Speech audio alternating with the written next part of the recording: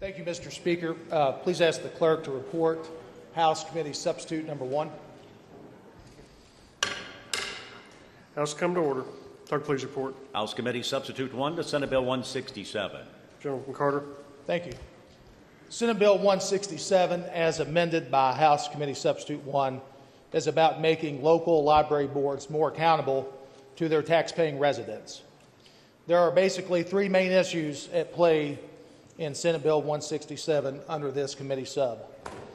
First, under current law, the library board recommends its own members and replacement members to libraries and archives, and then the county judge is forced to pick from the nominees.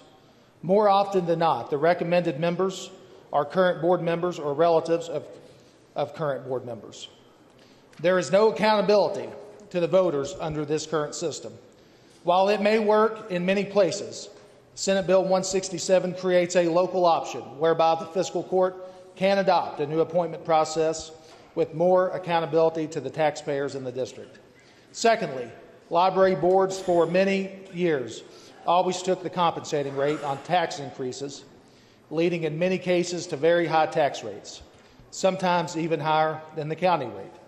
Using this taxing authority, they have accumulated enormous amounts of cash reserves. Currently, the estimate, according to the research from the LRC, is that there are $292 million statewide held by library boards in cash reserves, some for individual boards as high as $26 million.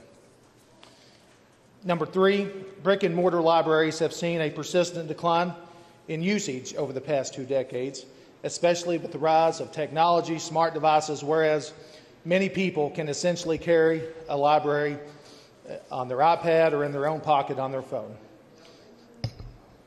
Senate Bill 167 does the following.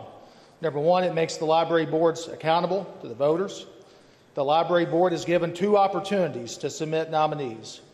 If the county judge rejects these nominees on both occasions, he or she can then choose a member of his or her choosing. This encourages cooperation between fiscal courts and library boards. Secondly, and very similar to point number 1, it makes more accountable to spending. There have been numerous large and underutilized buildings built by library boards throughout the state that receive very little, if any, use. The fiscal court under this committee sub will have veto over projects of over $1 billion. And last, Senate Bill 167 encourages cooperation between library boards and their local communities by permitting them to engage and fund educational initiatives within their communities.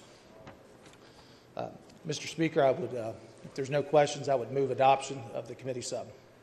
Motion is for the adoption of House Committee Substitute 1. Is there any discussion?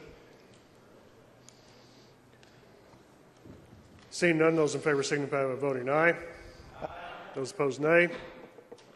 House does concur with House Committee Substitute 1. Gentleman Carter.